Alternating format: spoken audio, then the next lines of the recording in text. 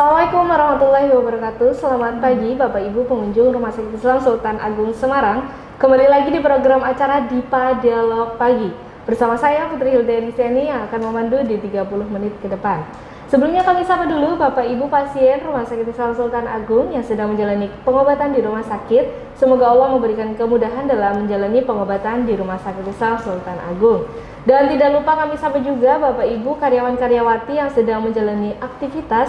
Semoga Allah memberikan kemudahan dalam menjalani aktivitas di Rumah Sakit Islam Sultan Agung baik di Semarang maupun di Banjarbaru. Dan tidak lupa kami sapa juga Bapak Ibu pengunjung Rumah Sakit Islam Sultan Agung.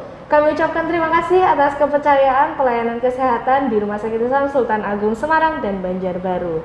Dan tidak lupa juga nih kami sapa juga Bapak Ibu dan rekan-rekan yang sudah tergabung di YouTube channel kita yaitu Rumah Sakit Islam Sultan Agung. Nah, pada pagi hari ini kita akan membahas tentang deteksi kanker payudara. Nah, tentunya nih ini adalah hal yang benar-benar harus kita perhatikan, khususnya untuk para perempuan ya, karena memang kanker payudara ini selain mematikan juga, kita juga perlu mewaspadainya. Nah, sebelum itu kita harus deteksi dini dulu. Kita akan membahas ini dengan salah satu perawat kita yaitu Mbak Umi. Nih, Mbak Umi, Assalamualaikum. Waalaikumsalam. Gimana kabarnya Mbak Umi? Alhamdulillah baik. Alhamdulillah baik ya. Semoga kita selalu diberikan kesehatan ya, apalagi di era pandemi seperti ini ya. Apalagi pandeminya juga lagi naik lagi nih angkanya ya. Nah, Mbak Umi kita akan membahas tentang deteksi dini kanker payudara. Nah, seperti tema kita hari ini ya, sepertinya sangat menakutkan nih ya. Juga menarik juga ya. Juga menarik juga, apalagi untuk para perempuan nih ya, khususnya mungkin remaja ya. Remaja nih Mbak Umi, gimana sih kita cara mendeteksi dininya nih kanker payudara? Baik, saya akan menjelaskan tentang pengertiannya dulu ya Mbak Hilda. Dari pengertian, kemudian nanti tanda gejalanya, faktor penyebabnya, kemudian dan seterusnya ya, saya jelaskan. Mulai sekarang ya. Untuk kanker payudara sendiri, itu sel-sel payudara yang terbentuk secara abnormal dan bertambah banyak membentuk benjolan atau tumor ya. Kemudian tanda dan gejala pada kanker payudara itu bisa adanya benjolan pada payudara, kemudian adanya perubahan ukuran ya, perubahan ukuran atau bentuk pada payudara, kemudian adanya cekungan kulit. Atau ya adanya kayak penebalan jaringan payudara, kemudian puting tertarik ke dalam bisa, terus langsung adanya ruam pada puting, kemudian adanya cairan yang keluar dari puting, kemudian bisa adanya warna kemerahan pada payudara ya. Jadinya bisa berubah kayak gitu warnanya ya. Kemudian adanya benjolan atau bengkak pada ketiak. Pada ketiak bisa nanti menjalar ke ketiak juga. Oh, itu juga menjalar ke ketiak itu juga ya? Itu mungkin dari sel-selnya ya menjalar ke situ. Terus adanya nyeri dan rasa tidak nyaman pada payudara yang secara rasanya tuh menetap kayak gitu terus menerus kayak gitu. Tadi ada tanda gejalanya ya. Terus sekarang saya akan menjelaskan tentang faktor penyebab ya. Faktor penyebabnya itu bisa berupa jenis kelamin wanita. Wanita itu lebih beresiko terkena kanker payudara. Betul sekali. Laki bisa terkena, tetapi laki juga bisa. Tetapi untuk presentasinya tuh lebih sedikit. 1%-nya lah selesai. Terus ada usia lebih tua. Usia lebih tua biasanya usia lebih dari 50 tahun itu lebih beresiko terkena kanker payudara. Tetapi untuk wanita yang lebih muda juga bisa terkena. Jadinya tua dan muda bisa terkena. Betul sekali. Terus ada predisposisi genetik, itu nanti faktor keturunan atau mutasi gen tertentu. Kemudian ada pejanan estrogen, itu jadinya kayak hormon estrogennya jika berlebih itu juga dapat memacu kanker payudara. Terus kemudian dari riwayat terkena radiasi ionisasi, kemudian ada alkohol, kemudian obesitas itu juga beresiko terkena kanker payudara. Terus ada ya Mbak ya faktornya ya. Banget ya. Terus ada cara mendiagnosis kanker payudara. Itu bisa dengan cara yang pertama pemeriksaan klinis. Pemeriksaan klinis itu bisa berupa pemeriksaan fisik. Nanti dokternya akan memeriksa gimana payudaranya, benjolannya itu bagaimana. Kemudian nanti dokternya biasa menganamnesa pasien, apakah ada riwayat keluarga yang terkena, kemudian apakah pasien itu sudah menopause apa belum, kayak gitu. Terus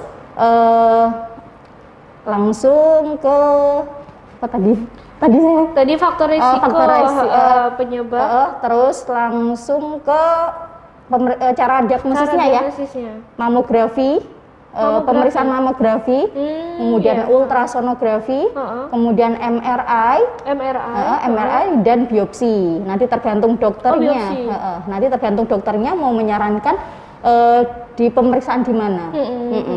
Kemudian ini ada terapinya, ada terapi. Untuk kanker payudara biasanya dari pembedahan.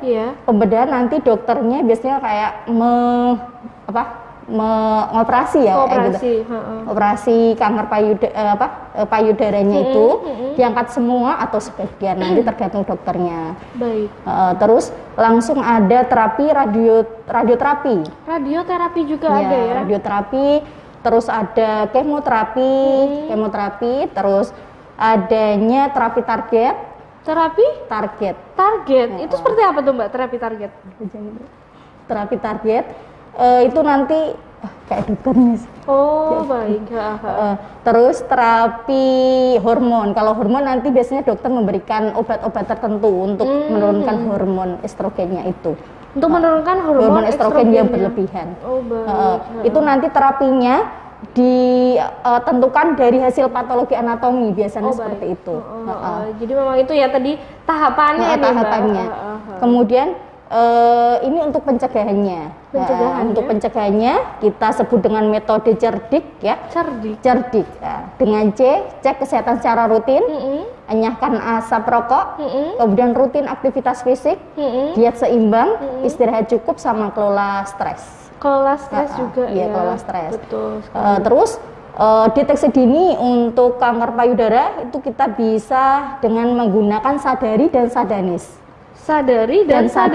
Ya. Cek kesehatan payudara sendiri dan cek pemeriksaan payudara secara klinis. Juga ya. Kalau untuk cek kesehatan payudara sendiri kita bisa dilakukan di rumah, bisa ya. Dilakukan di rumah bisa dengan caranya. Ini langsung praktekkan atau? Boleh ya.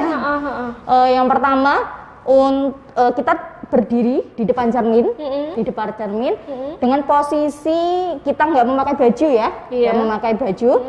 Terus kita berhadap di cermin dan posisi tangan tegap kita melihat apakah ada ukuran. Kemudian ukurannya atau beda atau enggak, kemudian adanya perubahan warna atau tidak, kemudian ada bentuknya itu berbeda atau tidak, kayak gitu. Nanti kita lihat bisa dengan cara kita mengangkat tangan. Jadi tangannya diangkat tangan, kedua tangan diangkat, kita juga melihat apakah ada perubahan ukuran, kemudian apakah puting tertarik ke dalam atau tidak, kemudian adanya ukuran atau yang berbeda atau tidak, gitu ya. Terus setelah itu kita bisa dengan perabaan juga ya. Perabaan, semisal kita mengecek payudara sebelah kiri ya. Sebelah kiri kita angkat tangan. Yang sebelah kiri kita angkat. Kemudian tangan kanan menggunakan 3 jari. Ya, menggunakan 3 jari dengan arah dari atas ke bawah, dari atas ke bawah, melakukannya secara perlahan aja, tetapi mantap ya. Perlahan aja. Terus dari ketiak, dari atas ke bawah, ini ya, berulang kali ya, dari atas bawah. Nah, tapi nanti posisinya berbeda, misal sini jangan diulang lagi. Jangan diulang lagi. Terus dengan posisi arah jarum jam bisa. Arah jarum jam. Ya, gini ya. Jarum jam ya. Cuma dari ketiak, dari luar ke dalam. Dari luar ke dalam. Gitu ya. Dari luar menuju ke putingnya. Menuju ke putingnya. Kemudian apakah ada benjolan, kita rasakan. Apakah ada benjolan atau tidak, kemudian rasanya ada yang beda atau tidak, kayak gitu. Terus bisa dengan kita menggunakan 2 tangan mengumpulkan ya dari luar ke puting, apakah ada keluar cairan dari puting atau tidak. Jadinya kita mengumpulkan. Gitu ya, kayak dipijet gitu ya. Dipijet. apakah ada keluar cairan dari puting atau tidak. Kayak gitu sih. Jadi memang itu tadi bisa dilakukan di rumah ya Mbak ya, iya, secara mandiri ya. Secara mandiri. Secara mandiri. Nah Mbak, tadi Mbak Umi bilang katanya kalau kanker ini juga merubah bentuk dan juga ada cekungan ya. Itu cekungannya dimaksud itu seperti apa Mbak? Cekungannya itu kayak berkerut kayak gitu loh Mbak. Oh berkerut. Kayak berkerut, mungkin di situ ada benjolannya. Jadinya kan misal kayak payudara ada benjolannya, itu kan kayak berkerut kayak gitu. Berkerut iya. Berkerut kayak kulit jeruk kayak mungkin gitu. Oh iya. Iya kan kalau ada gitu. benjolan berkerut kayak gitu. Berkerut ya. Nah Mbak, kira-kira nih yang biasanya terjadi itu remaja di usia keberapa nih bisa terkena kanker nih? Biasanya memang yang lebih rentan itu lebih dari 50 tahun, tapi bisa saja usia kayak 20 tahun. 20 tahun. Mungkin makanya kan kita melakukan sadari sedini mungkin ya. Pokoknya setelah menstruasi kayak gitu. Setelah menstruasi sebaiknya kita melakukan sadari itu. Sebaiknya melakukan itu sadari. Baiknya dilakukan setelah menstruasi ya. Iya, dilakukan bukan sebelum menstruasi ya. Karena pada saat setelah menstruasi 7 hari setelah menstruasi itu kondisi payudara itu lebih lembut dan tidak terasa nyeri. Jadinya lebih efektif untuk kita melakukan sadari. Nah, baik. Nah, saya jadi ingat nih Mbak, ada teman saya ya. Jadi dia itu setiap setiap dia menstruasi, dia tuh merasa kayak payudara sebelah kiri atau kanan gitu, merasa kayak sakit gitu. Sakit, ya. Dan ada benjolannya. Apakah itu bisa disebut dia terkena kanker, kena kanker payudara? Itu bisa, benjolan kan tidak semua ganas ya. Iya. Bisa saja itu adanya kelainan fibrokistik. Itu biasa adanya benjolan yang terasa nyeri. Iya. Tapi rasa nyerinya itu ketimbul sangat mengganggu pada saat wanita itu menstruasi. Tetapi untuk memastikannya itu kelainan fibrokistik atau kista atau kanker payudara itu lebih jelasnya pada dokter sih ya. Nanti ada pemeriksaan kayak gitu yang tadi mamografi, ada ultrasonografi, kemudian ada biopsi. Jadinya untuk memastikan jelasnya kayak gitu sih. Betul. Jadi memang itu kita harus ke dokter ya Mbak ya, supaya kita juga paham nih ini benar apa enggak nih, ada kanker apa enggak nih gitu. Nah Mbak Umi, di Rumah Sakit Islam Sultan Agung sendiri ini kira-kira fasilitas untuk yang mungkin terkena kanker, apakah sudah terfasilitasi dengan baik? Ya sudah, kalau di Sultan Agung ini sudah ada pelayanan kemoterapi. Saya sendiri juga di bagian kemoterapi. Oh, Umi di bagian kemoterapi ya? Di Darussalam. Jadinya kanker payudara di situ ada pengobatannya kanker payudara ditangani oleh spesialis ya, dokter spesialis yang sangat baik ya. Yang sangat baik. Terus juga pasiennya ya ada tertentu ya, kayak misal kayak yang bisa mendeteksi dari awal ya bisa mendapatkan penanganan dengan baik, lebih cepat, lebih baik, ya. Betul. Jadi memang fasilitasnya sudah lengkap ya Mbak ya, dari mungkin peralatannya juga dan lain-lain juga ya. Mbak Umi, tadi kita sudah membahas tentang banyak sekali seperti faktor risikonya, terus penyebabnya juga. Nah, Mbak Umi, tadi kan kita sempat menyebut adanya benjolan nih. Kira-kira ciri-ciri benjolan yang bisa kita sebut itu adalah salah satu kanker, salah satu penyebab kanker, itu benjolannya seperti apa Mbak Umi? Yang tadi benjolan yang tidak terasa, yang nggak sakit malah jadi dicurigai ya, Oh, benjolannya nggak sakit? Yang nggak sakit. Jadinya tadi kan juga disebutkan tadi tanda dan gejalanya ya, tanda gejalanya tadi adanya puting tertarik ke dalam, kemudian warnanya kemerahan kayak gitu ya, adanya warna kemerahan, kemudian keluarnya cairan dari puting. Jadinya dengan melakukan sadari kita bisa mengetahui, pokoknya yang penting kita tahu dulu itu adanya benjolan atau tidak. Baik. Jadi dari situ kita memang harus itu tadi ya, melakukan sadari tadi ya, sadari itu penting banget ya. Baik. Nah Mbak, kira-kira kondisi yang bagaimana sih kita harus datang ke dokter nih? Apakah kita harus nunggu benar-benar nggak enak dulu atau memang lebih cepat lebih baik nih ke dokternya? Kalau bisa sih lebih cepat lebih baik ya. Yang kita melakukan sadari, terus kita melihat apa kok kayaknya berbeda ya. Kalau misal kita melakukannya secara rutin, sebaiknya kan kita melakukan 1 bulan sekali. Satu bulan sekali. Pas kita 1 minggu setelah periode menstruasi selesai, jadinya kalau kita setiap bulan memeriksa sadari, itu kan mengetahui apakah hari ini ada benjolan, besok bulan ke depan, oh ini kok rasanya ada yang beda ya, kok nggak kayak kemarin ya. Terus kita curigai nih, kok adanya benjolan nih. Terus langsung kita sebaiknya langsung ke dokter sih. Biar nanti kan untuk penanganannya lebih cepat lebih bagus ya. Jadinya apa ini karena apanya ada kista atau apanya kanker kayak gitu sih. Oh jadi memang ada bisa jadi kista, bisa jadi kanker juga ya.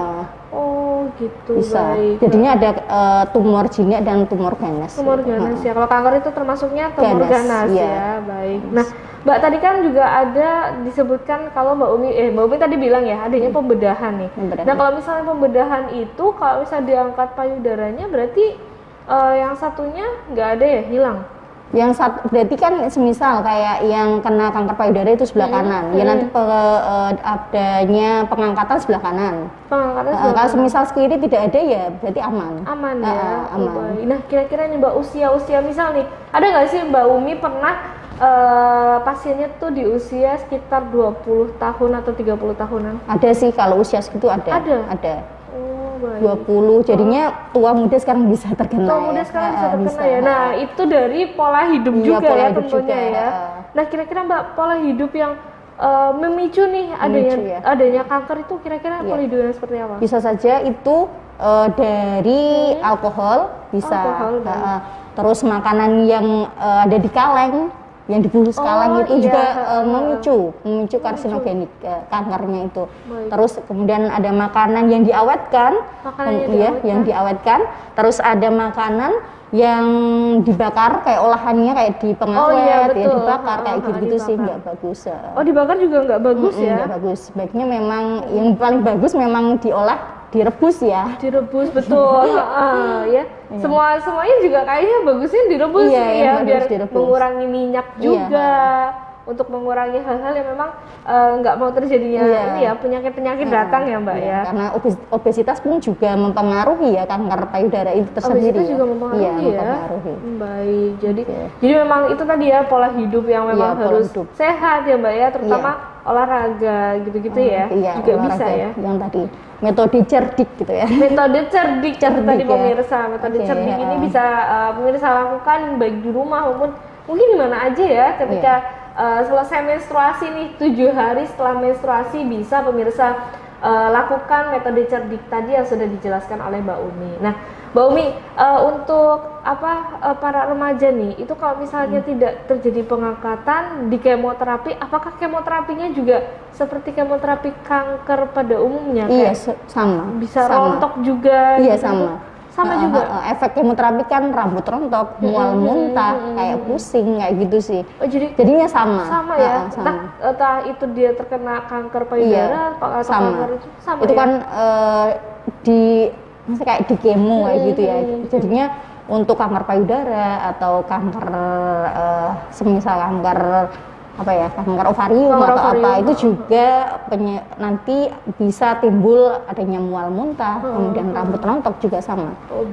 Karena efek kemo itu juga mual muntah sih ya. Mual muntah, rambut rontok kayak gitu sih. Nah, Mbak Umi kira-kira ada nggak sih pasien yang sembuh dari kanker payudara nih?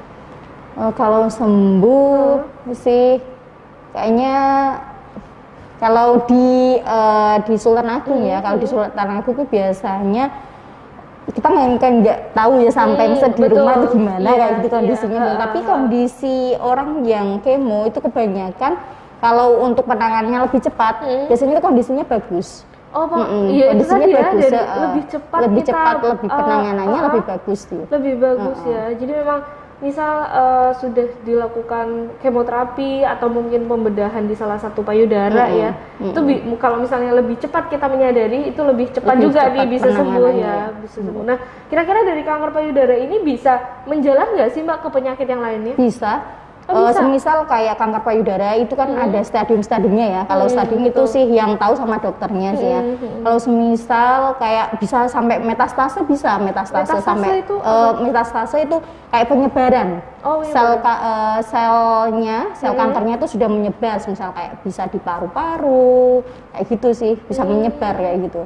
Baik. Jadi memang mungkin itu karena ya stadium yang akhir ya, bisa sampai menyebar kayak gitu bisa sampai menyebar ya. Nah, itu tadi ya Mbak ya, memang kanker ini ternyata nggak cuma kanker payudara aja, nggak cuma kanker ovarium atau kanker apa, semua jenis kanker itu memang berbahaya ya Mbak ya.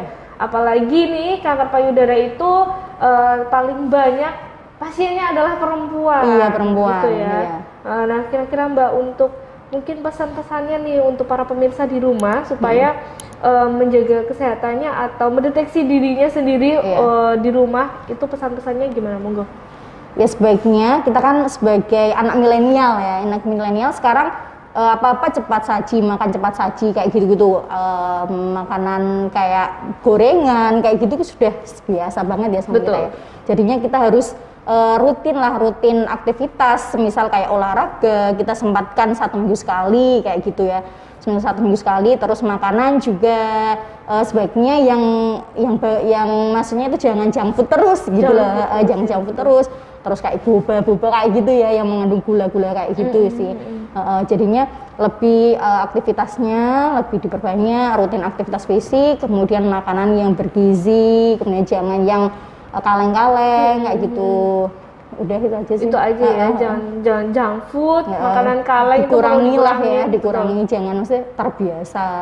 Kalau anak milenial sekarang kan boba ya kayak gitu ya. Iya sekali, betul. Ya memang boba itu menarik sekali ya, padahal di dalam kandungan boba itu juga ternyata nggak cuma kanker aja nih, bisa terkena diabetes juga ya, karena manisnya itu ya Mbak ya. Manisnya juga sih. Itu kan tepung ya, bobanya kan dari tepung. Oh iya, benar. Boba dari tepung itu juga nggak bagus ya kalau dikonsumsi terus. Jangan terus lah ya. Sekali-kali boleh lah. Sesekali boleh, dan mungkin menghindari makanan yang dibakar juga ya. Iya, mengurangi Nah, baiknya memang pola hidup sehat. Itu tadi pemirsa. Sama rutin aktivitas fisik ya. Rutin aktivitas fisik seperti olahraga ya tentunya ya. Bisa tuh sekarang kan udah banyak sekali ya senam mungkin bisa dilakukan di rumah ya. Iya, di rumah bisa. Untuk apa ya, supaya kita dalam era pandemi ini juga nih bisa tetap badan tetap bugar dan juga sehat. Iya. Baik Mbak Umi, terima kasih informasinya Mbak Umi. Terima kasih untuk informasi terkait dengan kanker payudara nih. Semoga kita akan bertemu lagi di lain waktu nih Mbak Umi dengan pembahasan yang berbeda. Baik pemirsa, saatnya kami undur diri. Jangan lupa untuk tonton terus beberapa tayangan kita seperti Rehat, ASI, dan juga ada Sahdu juga ya di hari Sabtu, yaitu membahas tentang kegiatan Islami. Nah, baik pemirsa, saatnya saya beserta kru yang bertugas pamit undur diri. Wassalamualaikum warahmatullahi wabarakatuh. Waalaikumsalam warahmatullahi wabarakatuh.